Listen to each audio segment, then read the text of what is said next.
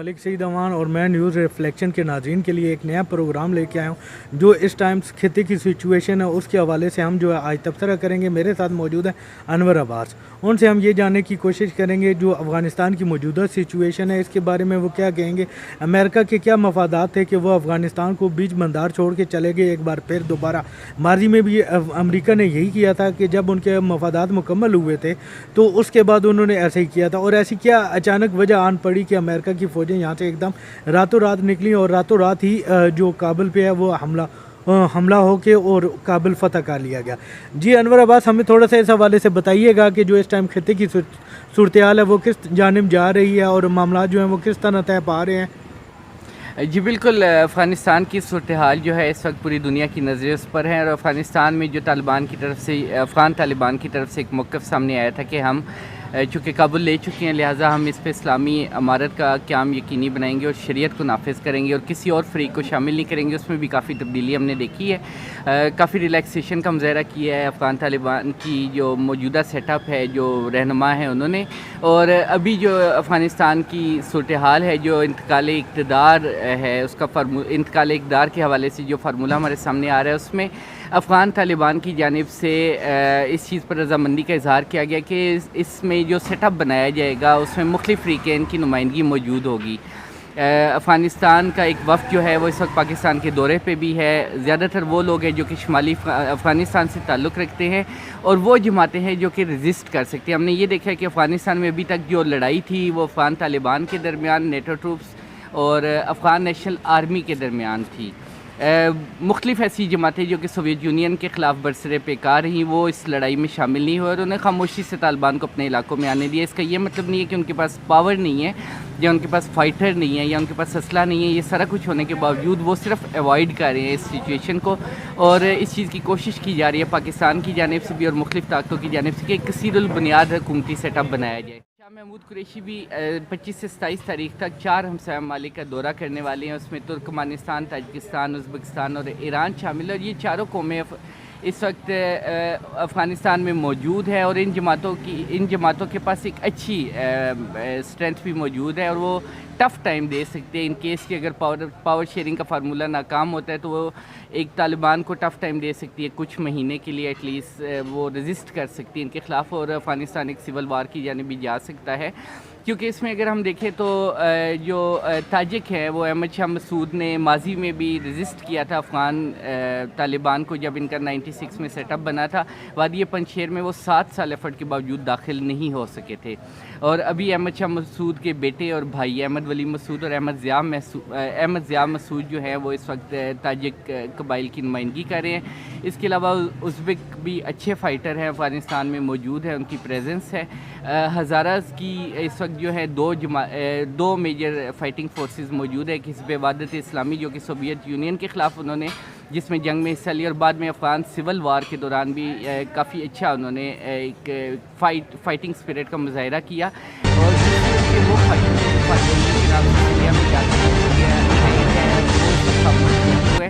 अगर power sharing formula तय हो जाता है जैसा कि तालिबान की जानिब से भी ये शो कराया गया था, लचक का इजहार किया गया है, और पाकिस्तान भी ये चाह रहा है कि एक वसील बुनियाद कसीरुल जमाती हुकूमत अफ़गानिस्तान में बने ताकि मुख्तलिफ़ फ़रीक़ैन जो हैं उनके पास एतराज़ की वजह ना रहे और वो कौमी धारे में शामिल हों और अफ़गानिस्तान एक दोबारा सिविल वार की जानिब ना जाए। क्योंकि सिविल वार अगर शुरू होगी तो उसका जो ब्रंट है वो पाकिस्तान और ईरान को महाजरीन की शक्ल में भुगतना पड़ेगा, और दोनों मुल्कों की इकॉनमी इस काबिल नहीं है कि वो इस बोझ को बर्दाश्त कर सके।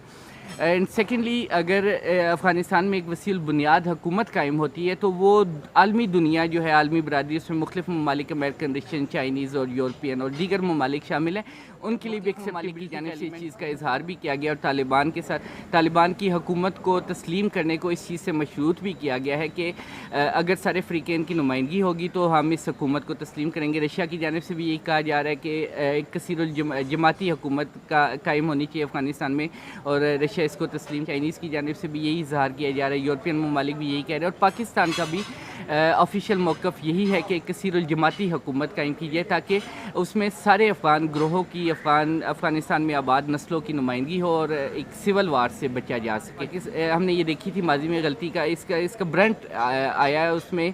انڈیا کو افغانستان میں گھسنے کا موقع مل گیا تھا جب پاکستان میں موجود جو افغان جماعتیں تھیں انہوں نے ایک یک طرفہ حکومت کے قیام کا اعلان کیا تھا. عبدالرب سیاف کو وزیر اعظم بنایا تھا, صبغت اللہ مجدی کو صدر بنایا تھا افغانستان کا, اور اس وقت وہ جماعتیں جو کہ ایران میں بیٹھی ہوئی تھی مجاہدین کی, انہوں نے اس پہ اعتراض کیا تھا, اور بعد میں انہی جماعتوں نے ان جماعتوں کے مقابلے کے لیے ایک شمالی اتحاد تشکیل دیا تھا جس کو مختلف ممالک نے بعد میں سپورٹ کیا, اور بھارت کو بھی افغانستان میں گھسنے کا موقع ملا. اس وقت بھارت افغانستان سے باہر ہے. بھارت جو ہے اس کے مفادات جو ہیں ان کو کافی زد پہنچی افغانستان میں, لہٰذا بھارت یہ پوری کوشش کر رہا ہے کہ کسی بھی طریقے اس سیٹ اپ کو, طالبان کے سیٹ اپ کو ناکام بنایا جائے, اور بھارت کی اس کوشش کو ناکام بنانے کے لیے بھی ضروری ہے کہ وہاں پہ کثیر الجماعتی حکومت کا قیام یقینی بنایا جائے. جی اچھا انور, آپ سے بڑی تفصیل سے ہمیں بتا دیا کہ اس ٹائم آگے افغانستان میں کیا ہونے جا رہا ہے, لیکن ایک چیز جو اس ٹائم ہر کسی کا ایک سوال ہے وہ یہ آ رہا ہے کہ جیسے جیسے طالبان کے ساتھ مذاکرات چل رہے تھے, جیسے جیسے فاتح کابل جو ہے وہ ہونے جا رہا تھا, ویسے ویسے امریکہ کا رول جو ہے وہ کم ہوتا جا رہا تھا. اس ٹائم آپ امریکہ کی اسٹریٹجی کو کس طرح دیکھ رہے ہیں؟ یہ بھی بتا دوں کہ یورپی یونین نے افغانستان میں اپنی شکست جو ہے وہ تسلیم کر لی ہے, اور ان کے وزیر خارجہ نے کہا ہے کہ طالبان نے وہاں پہ کامیابی حاصل کی ہے اور جو ہے امریکہ کو وہاں پہ شکست ہو چکی ہے. تو کیا اس معاملے میں آپ امریکہ کو کس نظر سے دیکھ رہے ہیں کہ اس کا کیا لائے عمل ہو سکتا ہے, وہ اس کی کس طرف نظریں ہیں, کیا حکمت عملی تھی کہ اچانک راتوں رات اس نے جو ہے افغانستان ختم کیا اور طالبان کے حوالے کر کے وہ وہاں سے نکلتا ہوا؟ یہ ایک بہت بڑا سوال ہے جو ہر کسی کے ذہنوں میں آ رہا ہے, جس کا جواب ابھی تک نہیں آ سکا. امریکنز جو ہیں افغانستان میں ان کی موجودگی شاید پوری طرح ختم نہیں ہو سکے گی. اس کی وجہ یہ ہے کہ افغانستان کی جو معیشت ڈیولپ ہوگی اس کو چلانے کے لیے ماضی میں جتنی فنڈنگ یا پیسہ آ رہا تھا وہ امریکہ کی جانب سے آ رہا تھا, اور طالبان کی اسلامی امارت قائم ہونے کے بعد بھی چونکہ اسٹیٹ کے جو فائنینشیل ایشوز ہیں وہ وہیں پر موجود رہیں گے, تنخواہیں دینی ہوں گی بڑی تعداد میں لوگوں کو, اس کے علاوہ دیگر اخراجات جو افغانستان کے ہوں گے وہ بھی برداشت کریں گے. اس کے لیے امریکہ کی پریزنس یا وہ شاید ایگزسٹ کرے گی. جہاں تک امریکہ کی شکست کا تعلق ہے, امریکی صدر نے بھی پریس کانفرنس میں اس کو ایکسیپٹ کیا, اور انہوں نے کہا کہ ہم جب افغان آرمی لڑنے کے لیے تیار نہیں ہے تو امریکی فوجی اپنی جانیں ان کے لیے نہیں دے سکتے. افغان آرمی میں کمی تھی لڑنے کے جذبے کی, اور امریکہ نے اسی وجہ سے یہ فیصلہ کیا کہ ہم اپنی فورسز کو وہاں سے نکالیں. اس سے ظاہر ہو رہا ہے کہ یہ بیسیکلی وہ اپنی شکست کو تسلیم کر رہے تھے کہ ہم وہاں پہ مزید اپنی جانیں نہیں دے سکتے. انہوں نے اس چیز کا اظہار اپنی پریس کانفرنس میں کیا, اور امریکنز کے نکلنے کی جو بڑی وجہ یہی تھی کہ وہاں پہ امریکہ باقی چیزیں برداشت کر سکتا ہے, اپنا وہ جانی نقصان برداشت نہیں کر سکتا. امریکن نے جتنی بھی زیادہ تر جنگیں لڑی ہیں اس میں زیادہ تر انہوں نے موجودہ جو جنگیں ہیں, عراق کی جنگ ہوگی, سیریا میں, ہر جگہ ایئر بمبارمنٹ کا انہوں نے سہارا لیا تھا, کیونکہ وہ گراؤنڈ لاسز سے ڈرتے ہیں. امریکہ میں اگر ان کے 5 یا 10 یا 15 فوجی بھی مارے جاتے ہیں تو امریکن پبلک اس پہ سوال کرتی ہے, لہٰذا اس سے وہ بچنا چاہتے تھے. اور دوسرا, افغانستان میں ان کو یہ ایک آئیڈیا ہو گیا تھا کہ افغانستان اس وقت چین وہاں پہ ایکٹیو ہے, رشیا وہاں پہ ایکٹیو ہے, تو امریکہ کی دال گلنے والی نہیں ہے, اور اسی وجہ سے انہوں نے اپنی فورسز کو نکالا ہے. لیکن ان کی جانب سے ایک کوشش جو ہے ماضی میں بھی کی گئی تھی کہ افغانستان میں ISIS یا داعش کا وجود, انہوں نے کوشش کی تھی کہ ہم اس کو مینٹین کریں, اس کو بنائیں, اور ابھی بھی امریکہ کی جانب سے یہ کوشش کی جا سکتی ہے کہ افغانستان میں کسی بھی طرح داعش کے لیے کچھ لوگ تیار کیے جائیں تاکہ وہ افغان حکومت سے یا طالبان کی حکومت سے ٹکرائیں. کیونکہ امریکہ کے نکلنے سے پہلے افغانستان کے بہت سارے علاقوں میں جو افغان طالبان ہیں اور ان کے اور داعش کے درمیان علاقوں کی باقاعدہ طور پہ لڑائیاں ہوئیں, اور اس میں جانی نقصان بھی, اور داعش کو بہت ساری جگہوں پہ طالبان کے ہاتھوں شکست بھی اٹھانی پڑی. دین ایک دوسرا ایلیمنٹ یہ کہ افغان طالبان کی جانب سے جو بیان جاری کیا گیا ہے اس میں انہوں نے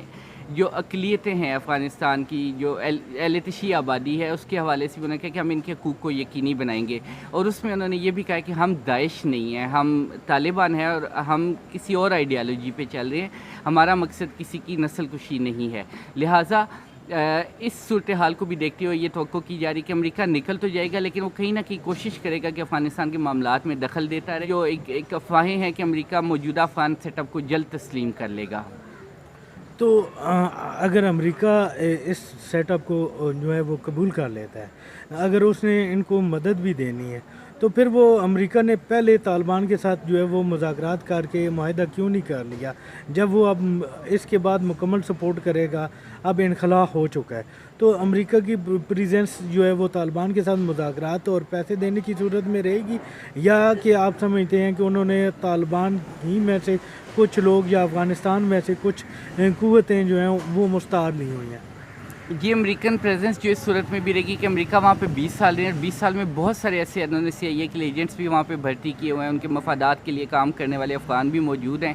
اور افغان پارلیمنٹیرینز میں بھی ان کے کچھ ایسے پارلیمنٹیرینز موجود ہیں جو پرو امریکہ ہیں، لہٰذا اس صورت میں ان کی پریزنس رہے گی۔ تاہم یہ کہ وہ گراؤنڈ ٹروپس یہاں سے نکالے گا۔ اور دوسرا ایک بڑا ایشو جو ہے وہ چین اور رشیا کی پریزنس ہے۔ چین اور رشیا کی جانب سے امریکی موجودگی کو ناپسند کیا جا رہا ہے اور کیا جاتا رہا ہے ماضی میں بھی، اور چین اور رشیا کے پریشر کی وجہ سے بھی امریکہ کو وہاں سے نکلنا پڑ رہا ہے، لیکن وہ اپنی انٹرفیرنس جاری رکھے گا۔ اس کی وجہ یہ کہ امریکہ